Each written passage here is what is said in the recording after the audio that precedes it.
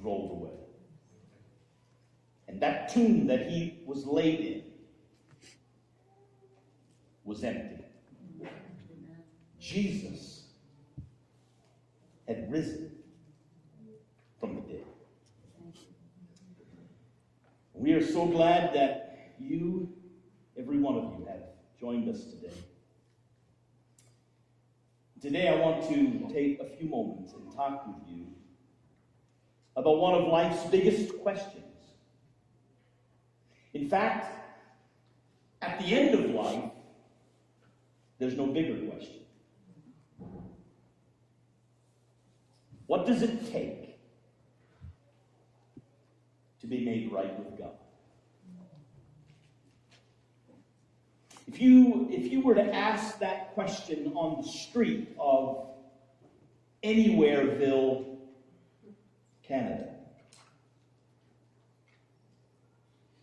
you're going to get all kinds of answers. What does it take to be made right with God?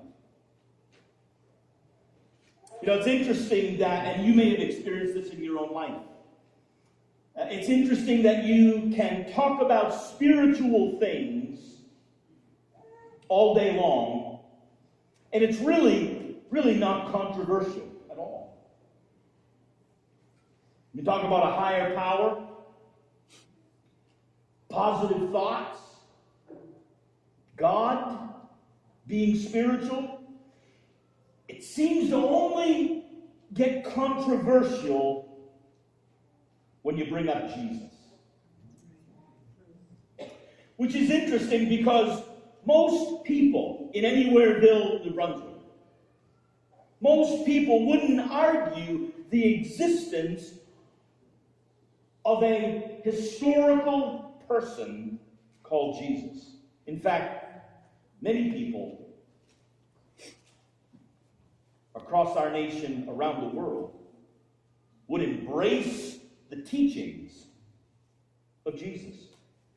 In fact, there are businesses and religions and teachers that embrace key truths that come verbatim from the teachings of Jesus. Teachings like treat others the way you want to be treated. Where'd that come from? Every person has value regardless of the details of their specific life. I wonder who came up with that. Take care of one another, feed the hungry, clothe the naked, house the homeless, forgive each other. All teachings of Jesus. So where does the controversy with Jesus arise? Well, John was a follower of Jesus. And in the Gospel of John, one of the books in the New Testament, 14th chapter, verse 6, records the words of Jesus. And this is what Jesus said. Jesus answered, I am the way, the truth, and the life. And no one comes to the Father except through me.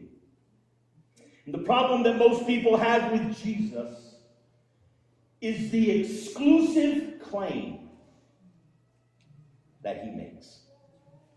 It's fine. Love one another, positive thoughts, forgive one another, and many teachings that people around the world would embrace, but the controversy and the crossroad for people comes when we read Jesus' own words, where Jesus said, I am the way. Not, I am one of the ways. Where Jesus said, pick a path because I am all the paths. Jesus never said that. Jesus said, and he taught repeatedly, I am the way, the truth, and the life. You see, many people kind of have decided to make up their path as they walk it. A path that fits their beliefs.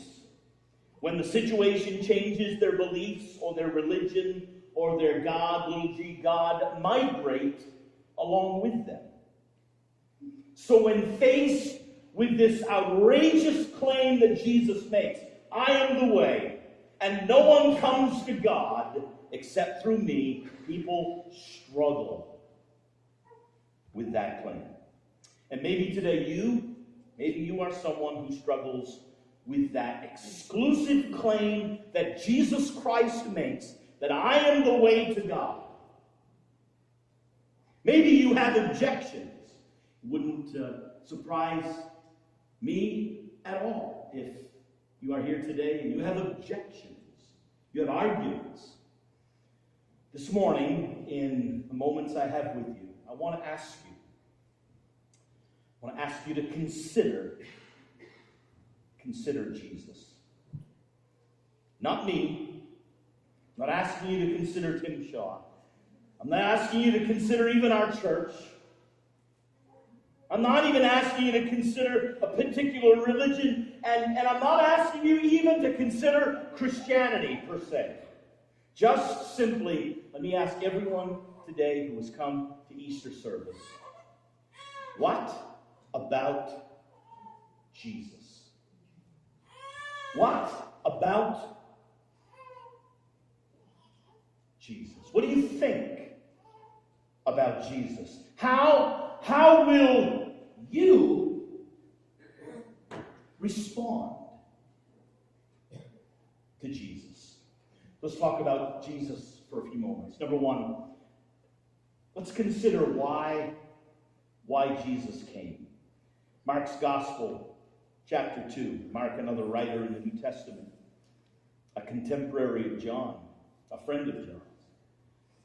In the second chapter, verse 16 says, when the teachers of the law who were Pharisees saw him eating with sinners and tax collectors, they asked his disciples, why does he eat with tax collectors and sinners?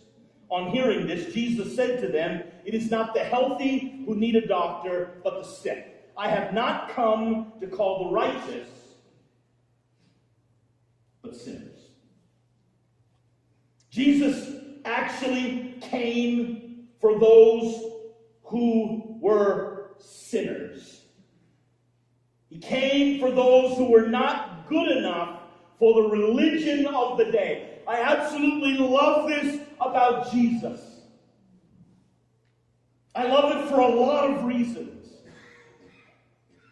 I love it because I believe and I know that Jesus came for me. Because he came for sinners. He came for people who weren't good enough for the religion of the day. Excluded, shunned. I'm really glad there's little else that brings me any greater joy about Jesus Christ than the truth that Jesus came for those that are marginalized by religion. It's great news for me. It's great news for my boys. Jesus stands with open arms to people just like us. People that need Jesus. See, while religion sought to exclude those who were sinners, Jesus came instead to seek them out. Religion excludes, Jesus embraces.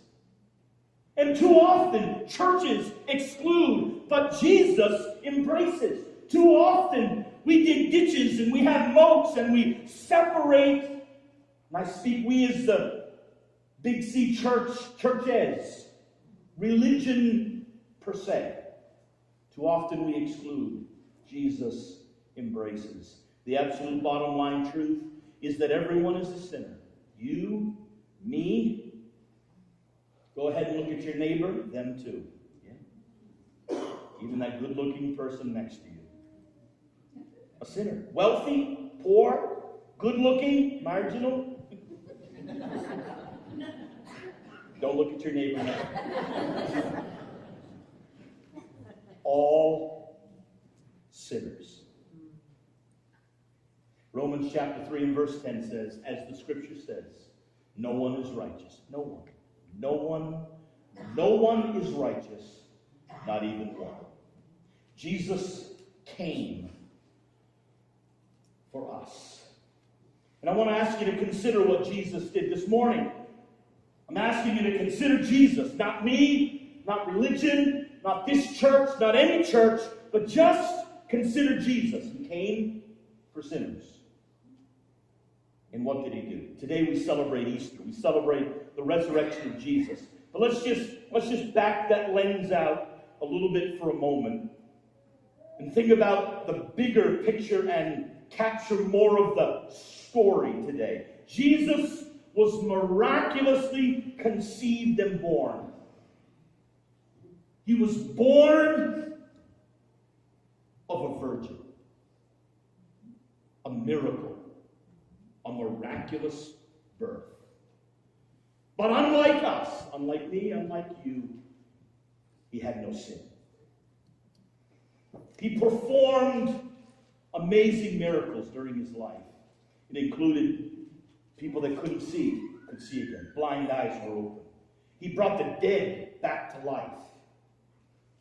And then Jesus died a voluntary, horrible, painful death. And in that moment that he died and he hung literally on a cross between heaven and earth, he took upon himself, laid upon him, was the sin of the world. Your sin and mine. Matthew 27. Matthew, another writer in the Gospels. Matthew and Mark. And we read from the book of John. But Matthew 27:50, beginning at verse 50, says, and when Jesus had cried out again, this is Jesus on the cross. When he cried out again in a loud voice, he gave up his spirit. He died. At that moment, the curtain of the temple was torn in two from top to bottom. The earth shook. So the moment that Jesus died, the earth shook and the rocks split. And the tombs broke open. The bodies of many holy people who had died were raised to life. When Jesus died, people were popping out of the grave. Yep. When the centurion, so one of the soldiers who was standing around that day, wow, earth shakes, rocks split, graves open. This man has just died. When the centurion and those with him who were guarding Jesus saw the earthquake and all that had happened, they were terrified. How many can understand a little bit of that? Huh? Do you think you might have had a little bit of shock and awe going on? They were terrified and exclaimed, surely, he was the Son of God. That's what soldiers who stood around that day, who witnessed all of this happening, that's what they said about that man. So I ask you today to consider Jesus. What about him? What about him? After he died, he was buried in a tomb. And today we celebrate the truth of Acts chapter 3 and verse 15. Where it says, you killed the author of life, but God raised him from the dead. You killed him, God raised him back. And we are witnesses of this. And you know that there were many witnesses of the risen Jesus. After he died and after he came out of that tomb, there were many people that physically, actually with their own eyes, saw, even interacted with a risen, resurrected Jesus. There were two different women named Mary and the disciple Peter that saw Jesus after he came back to life. There were two men walking on a road called the Emmaus Road. And Jesus walked with them. After he risen from the dead, they're walking along, and Jesus, the resurrected Jesus, is walking with them. Jesus appeared to the disciples. Once without Thomas, and another time Thomas was there with them. And then in a letter that Paul wrote to Christians in the city of Corinth, it says, After that, he was seen of about 500 brethren at once. This is after Jesus has risen from the dead. Of whom the greater part remain unto this present, but some are fallen asleep. After that, he was seen of James, then of all the apostles, and last of all, he was seen of me also. This is Paul writing this letter. There were hundreds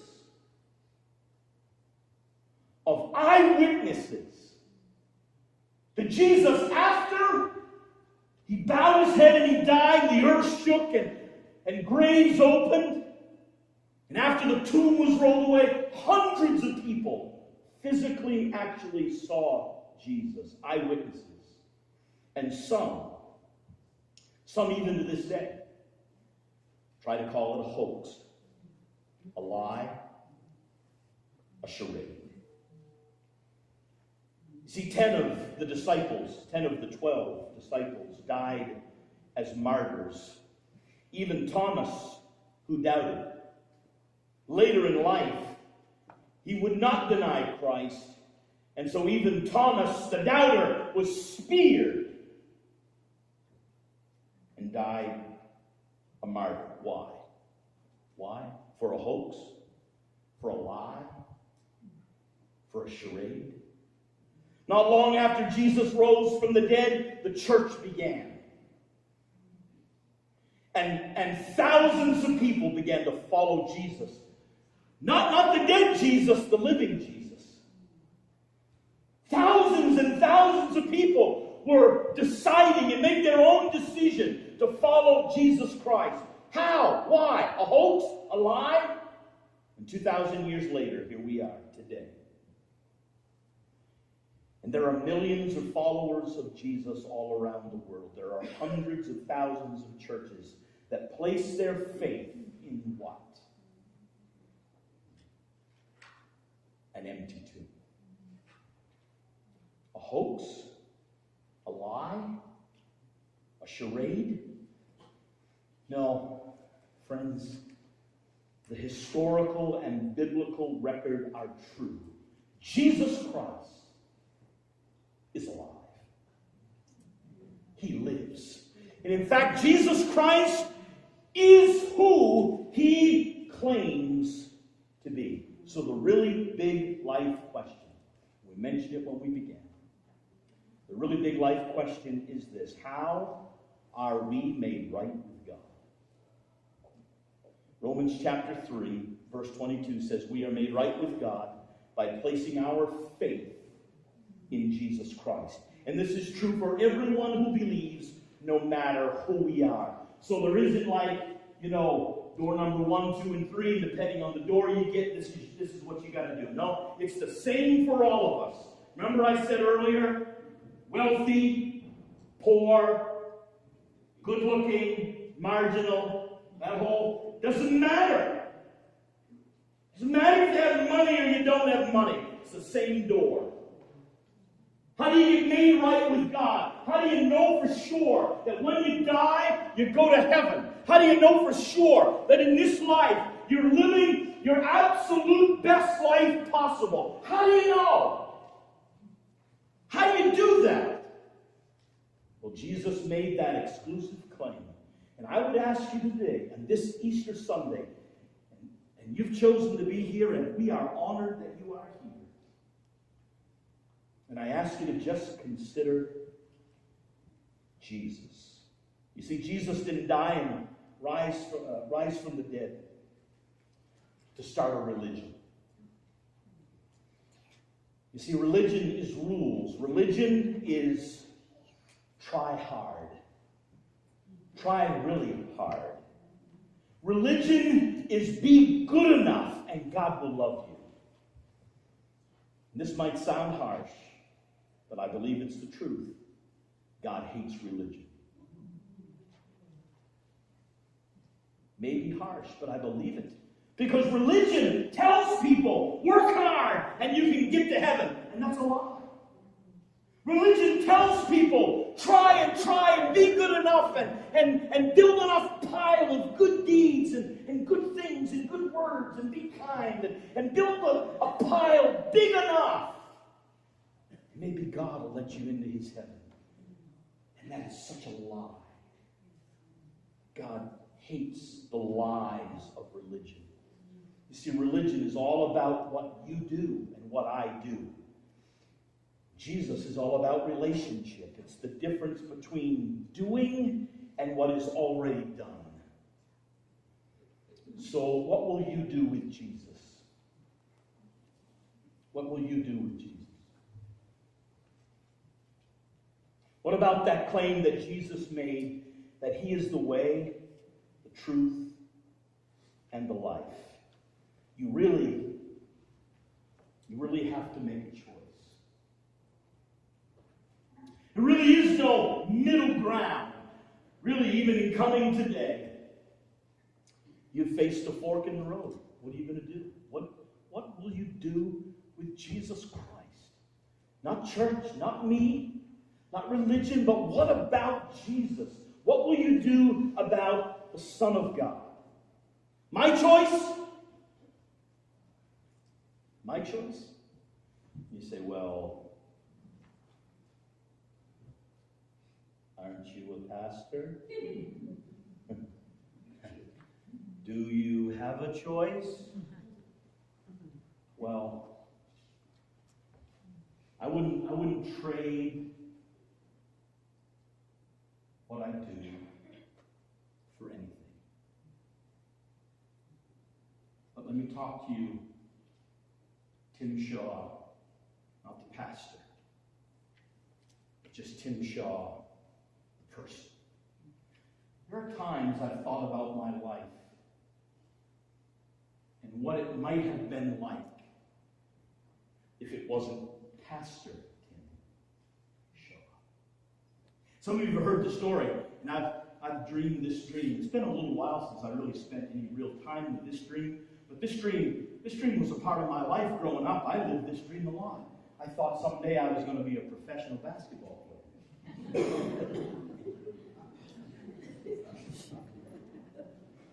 Okay, that's enough chuckling. A little bit's okay. A lot is starting to get personal. Okay. You're glad to hear I haven't spent a whole lot of time on that dream lately. I know, yeah. But my choice? What about Tim Shaw, who maybe went back to his place where he grew up, decided to be a lobster? Thank you for not chuckling about that one. Maybe I have a shot at that. Thank you. What about Tim Shaw, the lobsterman? Goes back east Boothbay and has a lobster boat and pulls traps. I want to tell you today,